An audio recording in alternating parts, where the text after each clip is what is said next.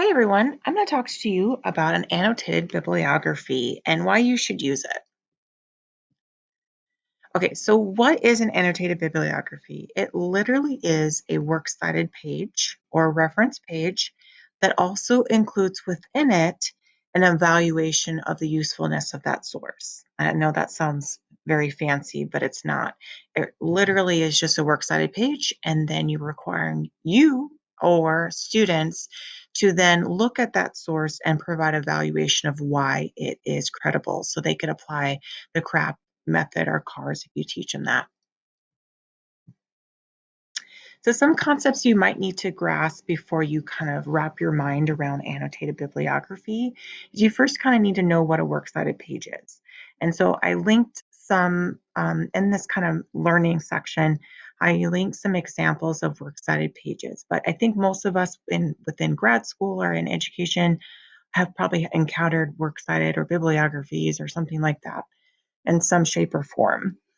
You need to know what style you want to use, MLA or APA, and you need to be familiar with the guidelines, at least the basics of them. And if you're not, that's okay.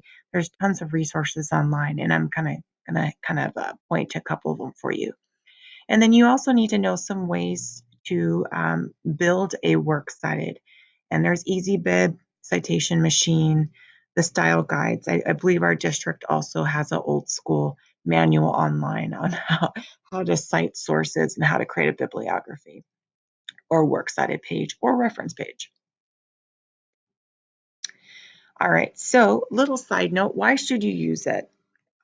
So I think this is, in my experience with students doing annotated bibliography, it not only forces them to just look at sources, it also forces them to evaluate, to create, to summarize, to explain to you why this is useful and how they would use it in their paper. And that's always good if they can explain to you why it's useful and where it would go. And if they can't answer that question, then that's a good way for them to see, hey, maybe this isn't the right citation, or excuse me, the source for my research project.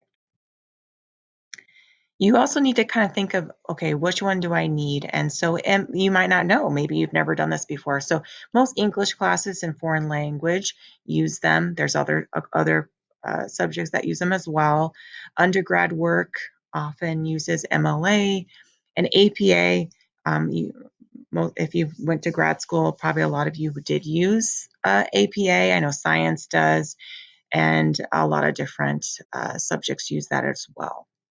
So if you don't know, I would talk to your curriculum coordinator or your colleagues in your department and figure out which one you're supposed to follow, if at all. There's other ones as well, but these are the most common.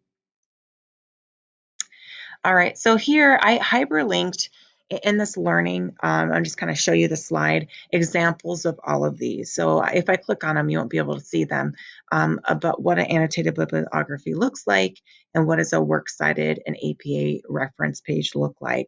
So you can kind of get an idea. So feel free to take a look at those and get an idea of what it is, because I know one of the artifacts, we're going to ask you to create one for your students as a student model.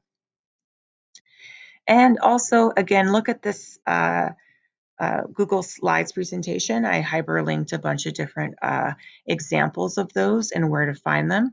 One really popular, and I used it in college, is Purdue Writing Center. Does a really good job with providing this information. And I hyperlinked them in their entirety so you can take a look. So I'm not violating fair use laws or anything like that. And I also have my works cited as well. So if you have any questions, again, refer back to this PowerPoint that's also hyperlinked and look at the examples that we have provided.